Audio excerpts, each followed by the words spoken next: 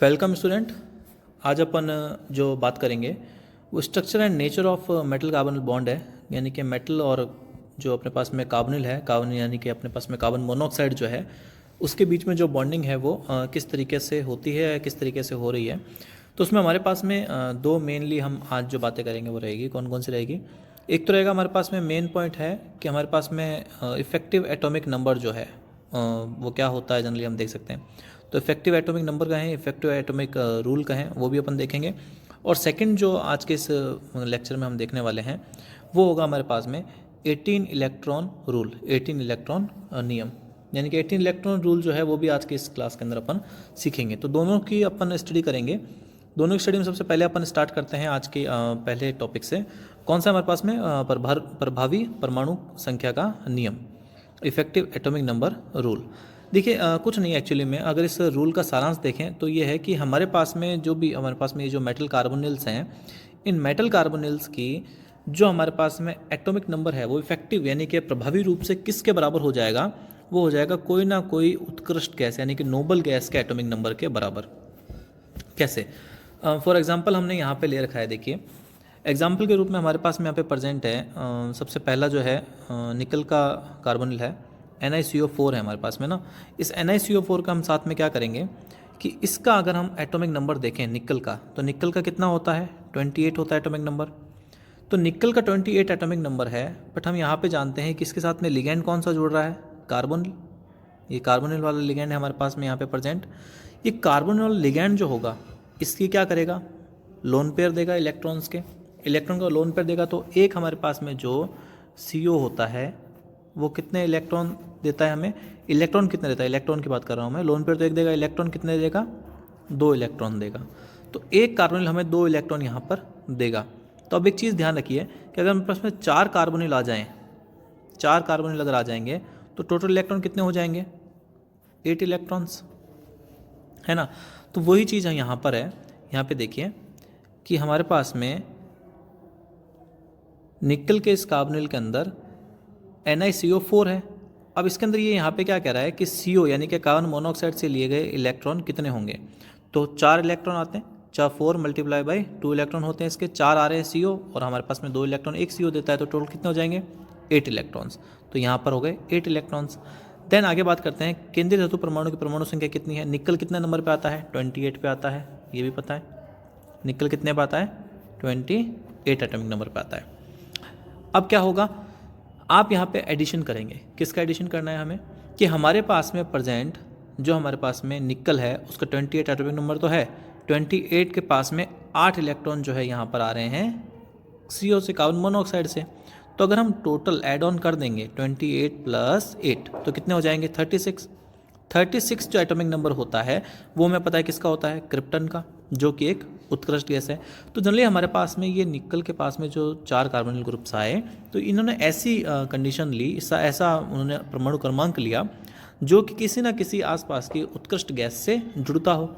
जैसे कि यहाँ पर आप सारे देखेंगे भाई, आपके पास में सारे के सारे CO ही हैं, है ना। कार्बन मोनोऑक्साइड है तो सब में 2-2 इलेक्ट्रॉन आएंगे। तो सबके आप मल्टीप्लाई कर लो, जितने लिगेंड है फॉर एग्जांपल 6 है तो 6 है तो कितना आ जाएंगे? 12। ये टोटल 12 आ गया। ये जो हमारे पास क्रोमियम वाले की बात कर रहा हूँ, ठीक है। तो 6 को मल्टीप्लाई करेंगे 2 से, टोटल 12 इलेक्ट्रॉन्स आ गए। और हमें पता है कि क्रोमियम कितने नंबर पे होता है? 24 नंबर पे होता है। तो 24 प्लस 12 कितने हो जाएंगे? 36। 36 एटॉमिक नंबर किसका है? क्रिप्टन का। तो यहाँ पर ये होगी इफेक्टिव एटॉमिक नंबर जो है हमारे पास में इस तरीके से शो हो रहा है। अब कोई और उत्कृष्ट गैस हो तो फॉर एग्जांपल ये तो अपने बात की क्रिप्टन की, तो नीचे देखिए आप जिनोन का भी है और रेंडोन का भी है। जिनोन और रेंडोन पे भी जा सकते हैं। यानी कि हमारे पास में जैसे जैसे केंद्रीय धातु परमाणु का परमाणु क्रमांक बढ़ता रहेगा, क्रोमियम तो जो आप 24 पे था, अब मॉलिब्डेनम आप ले लेंगे तो आपके पास में कितने पा गया? 42 नंबर पा गया। रूथेनियम ले लेंगे आपके पास में 44 नंबर पा गया। टंगस्टन ले लेंगे आप, आपके 74 नंबर पे आ गया।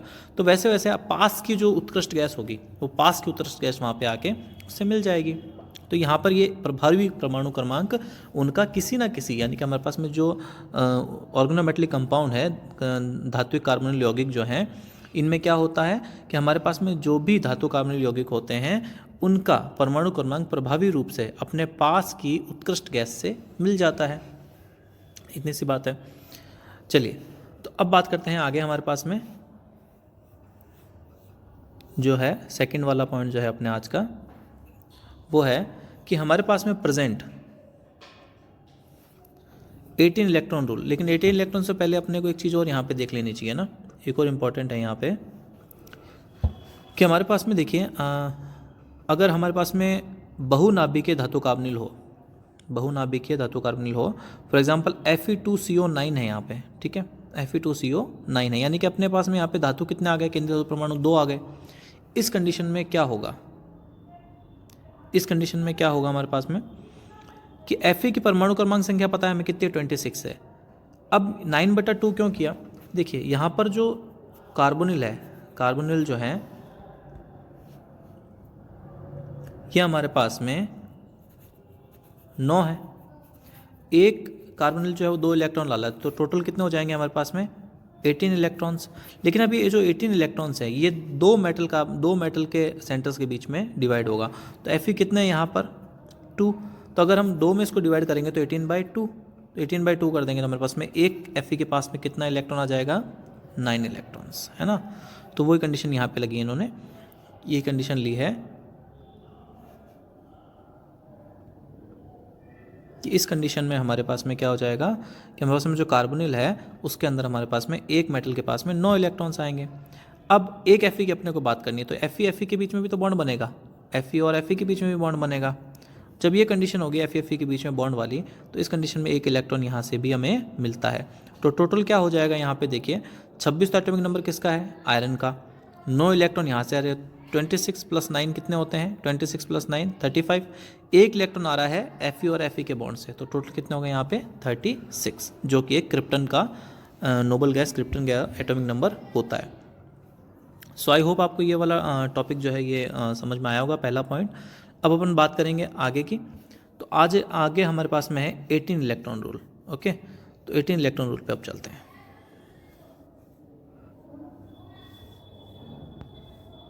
ये हमारे पास में है, देखिए 18 इलेक्ट्रॉन रूल में क्या है, बहुत ही आसान है ये रूल भी। 18 इलेक्ट्रॉन रूल हमें क्या कहता है कि इस 18 इलेक्ट्रॉन रूल के अंतर्गत हमारे पास में जो भी ऑर्गेनोमेटलिक यौगिक हैं, तो इन ऑर्गेनोमेटलिक यौगिक्स के अंदर क्या होगा, बाह्यतम संयोजकता कोष के इलेक्ट्रॉन जो हैं, यानी कि बाह्यतम संयोजकता कोष में इलेक्ट्रॉन जो होंगे वो क्या करेगा, मेटल आयन अपनी संख्या को बढ़ाकर कार्बन मोनोऑक्साइड के साथ में जुड़कर उतने इलेक्ट्रॉन को ग्रहण करेगा जिसमें उनकी टोटल संख्या 18 हो जाए। ओके, तो क्या करेगा वो यहाँ पे कि कुल संख्या 18 करनी है अपने को उसके संयोजकता कोष के अंदर इलेक्ट्रॉन्स की टोटल संख्या, ठीक है। तो अपन चलो इसको देखते हैं कि ये कैसे होता है। क्या है, सबसे पहले हमारे पास में यहाँ पे देखिए निकल के हमारे पास में NiCO4 है, ठीक है। निकल का एटॉमिक नंबर कितना होता है, 28 एटॉमिक नंबर है, 28 क्या है, एटॉमिक नंबर है। अब क्या होगा, इसके संयोजकता कोष में इलेक्ट्रॉन देखो, संयोजकता कोष यही है 3d4s, 4s के अंदर 2 इलेक्ट्रॉन है, 3d के अंदर 8 है, टोटल इलेक्ट्रॉन कितने हो गए 10 इलेक्ट्रॉन्स, 10 इलेक्ट्रॉन टोटल है अभी इसके पास में। बाह्यतम संयोजकता कोष में इलेक्ट्रॉन कितने हैं, 10 है। यहाँ पे देखो कार्बन मोनोऑक्साइड कितने आ रहे हैं, 4 आ रहे हैं, तो CO के द्वारा इलेक्ट्रॉन कितने आ जाएंगे, 4 है तो 1 2 देता है। कार्बन मोनोऑक्साइड भी देखा ना अपन, 1 2 इलेक्ट्रॉन देता है, टोटल कितने हो जाएंगे 8 हो जाएंगे। तो 10 + 8 कितने हो गए टोटल 18।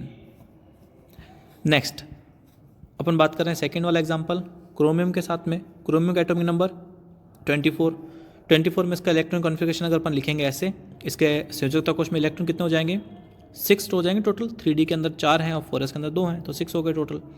जब 6 हुए टोटल तो हम यहाँ पे जानते हैं क्या एक और चीज़ कि हमारे पास में 6 टोटल इलेक्ट्रॉन्स के बाद में कार्बन मोनोऑक्साइड कितने आ रहे हैं लिगैंड के रूप में, 6 आ रहे हैं। तो जब 6 ही आ जाएंगे तो हमारे पास में कितना हो गए टोटल, देखो बाह्यतम कोष में इलेक्ट्रॉन थे 6 कार्बन मोनोऑक्साइड आ गए, कितने आ गए 6 आ गए, तो 1 2 देता है तो मल्टीप्लाई बाय 2 हो जाएगा, तो कितने हो जाएंगे 12, तो 12 + 6 कितना टोटल 18 इलेक्ट्रॉन्स, ठीक है।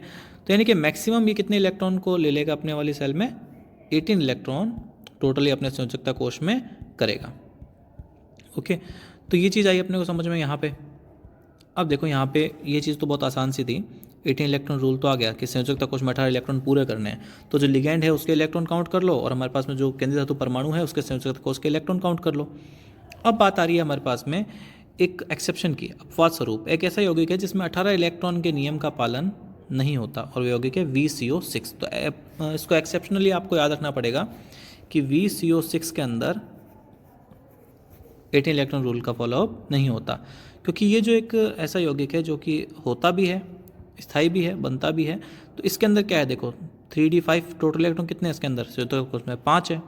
5 है तो यहाँ पे टोटल संयुक्त कोश में मेटल के इलेक्ट्रॉन हो गए 5, 6 कार्बोनिल के द्वारा आ रहे हैं तो 6 मल्टीप्लाई बाय 2, क्योंकि एक कार्बोनिल जो है वो 2 इलेक्ट्रॉन देता है, तो 12 इलेक्ट्रॉन आ जाएंगे कार्बोनिल से, तो 12, तो 12 और 5 टोटल कितने हो गए, 17 हुए। अब 17 इलेक्ट्रॉन वाला यहाँ पे एक स्टेबल यौगिक ये है, इसलिए यहाँ पर इसे एक्सेप्शन में रख दिया गया है। ठीक है, सो आई होप आपको ये चीज़ समझ में आ गई होगी। बाकी तो इस नियम में और कुछ एक्स्ट्रा नहीं है, बहुत आसान सा नियम है और सारी चीज़ें बहुत ईजी है समझने के लिए। सो हिंदी में आपको मैं PDF भी इसके अंदर प्रोवाइड कर रहा हूँ। Okay, thank you so much.